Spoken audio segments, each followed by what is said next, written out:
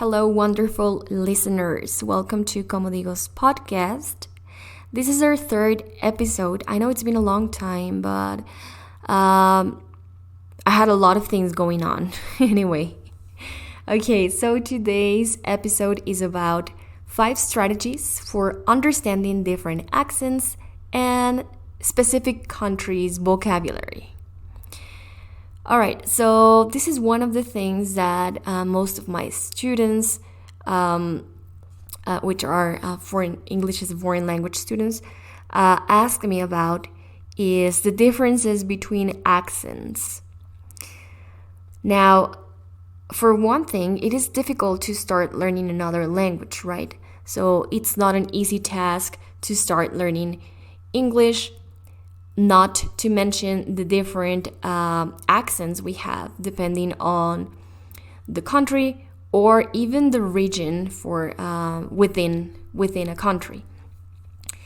So most of my students would ask me like, why do they pronounce differently this word, or is it correct to say this word as it is pronounced in this video, for example? And I noticed that people sometimes we don't quite understand how it works, the differences between accents, not even in our own native language. But the first thing that we have to do is just try to understand this, and this is strategy number 1. Understand that there are many variants when it comes to accents in English in general. So whether you're talking about American English or British English or Australian English, Canadian, I don't know, you name it, we have variants, right?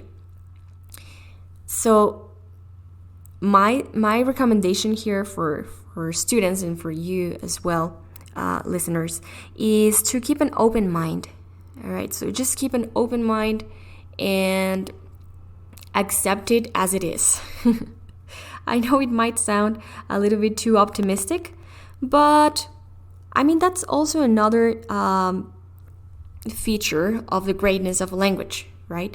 That you can have this rich culture of differences, but these differences make you even better. So yeah, just try to understand that there are many variants and not fight against it, but incorporate them into your daily routine with English. All right, so strategy number 1, to sum it up, understand that there are many variants and make peace with that. All right, strategy number 2. Decide what type of English you want to use. So I know it sounds a little bit contradictory with the first strategy in which we are accepting. Of course, we're accepting that there are different, variants of accents, of vocabulary in English. But if you want to commit to speaking English as a foreign language, I would suggest, and this is just a suggestion, but I would suggest that you stick to one particular type of English. For example, you stick to American English or you stick to British English. All right? So this is in order for you to try to master this language as much as you can or as much as you need to, and not to get lost on the process. You get it? Because I think if we try to, maybe learn all of the vocabulary that there is, or try to learn all of the different pronunciations that a word might have. I mean, it's great, but it's a little bit ambitious, especially for students who are still on an A2 B1 transition. So I would suggest just stick to one of the variants that you want to use, and this of course is going to depend and perhaps the proximity you have to the country where they speak that particular type of English. For example, the country that you live in. Which English speaking country is closer to your own country where you live in, or maybe just the people that you're going to be interacting with. For example, if you work for a company and you know that you have more contact with people from this specific country, so I would suggest that you mastered that type of English, So what I'm talking about is decide, yes, on the one that you like, but also on the one that you're actually going to be using. Yeah. So strategy number 2, decide what type of English you will use or you will learn. Okay. Strategy number 3, get global. What do I mean by get global? Well, once you know how this specific variant of English works, let's say American English. Okay, so once you know how it works, how the grammar works, because they even have differences in grammar between different types of English. Once you know the grammar differences, the vocabulary differences, as well as the pronunciation ones, then you start getting global. Okay, so for this, you kind of need hold on, the truck. Sorry about the interruption. It's just that it's pretty loud here, but anyway, I wanted to record this podcast because it's been a long time.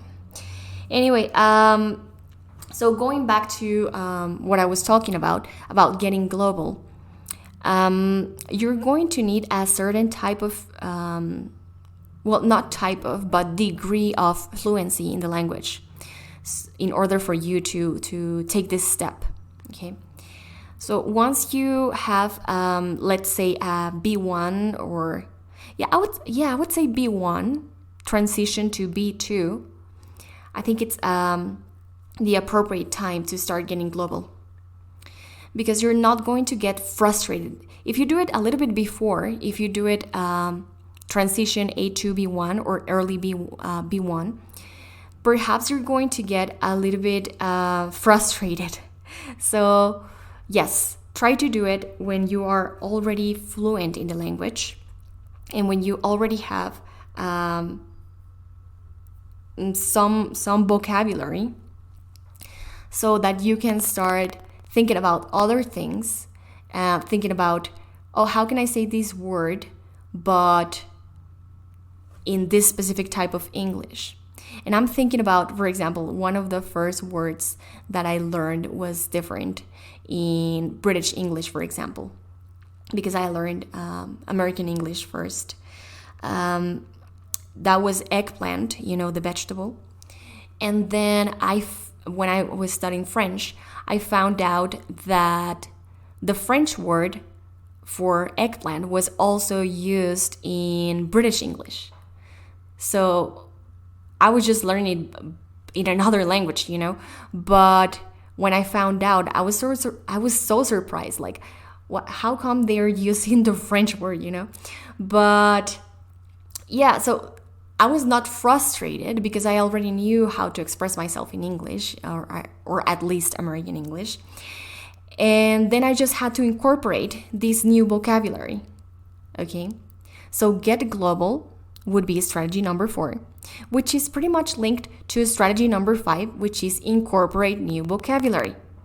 Okay, this is what I was just talking about. After you realize that there are many variants and that it's actually not that difficult to learn them, try to incorporate this vocabulary. Perhaps you're not going to use it with your friends, with the people that you've been practicing with before, or in your personal environment, but try to use this vocabulary with other people. I don't know, maybe just sharing an anecdote like I just did with the eggplant word, which is aubergine in British English. Just share with someone. Tell them, hey, did you know that in British English this word is said like this, or it's spelled like this, because sometimes it's just spelling differences. Yeah. So strategy number 4, in case you missed it, was incorporate new vocabulary. And now let's go with strategy number 5, which is don't stop practicing. And I know it sounds like a cliche because you will always hear this type of like quotes from people like never give up or things like that. But they are true. I mean, when it comes to learning another language, especially a foreign language, a useful tool is keep practicing. Because the minute you give up, you start forgetting things. The minute you don't use it in your everyday life, maybe you're gonna go back to old mistakes. So try to keep practicing these differences. Let's say in accent. Oh, I didn't talk much about accents, but the exposure could be a good way of practicing daily. For example, maybe you already follow certain YouTubers. Why not following people from other countries, from other English-speaking countries? This way you can get input in this language. You can get input in this specific type of pronunciation the person has.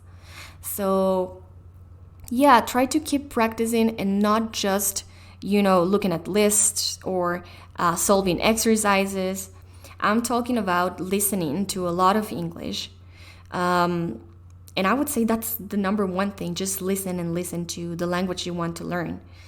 Because that's the way you learn naturally, Of course, you can accelerate the learning by reading, by translating and things like that. But the good old listening strategy, it's always going to be like the one that saves the day, Because you could be doing other stuff, working, commuting, studying a different subject or cooking, I don't know, and listening to English and acquiring this language, subconsciously. Well, that was it for now. I'm just going to summarize the 5 strategies. First one is understand that there are many variants. Number 2, decide what type of English you want to use.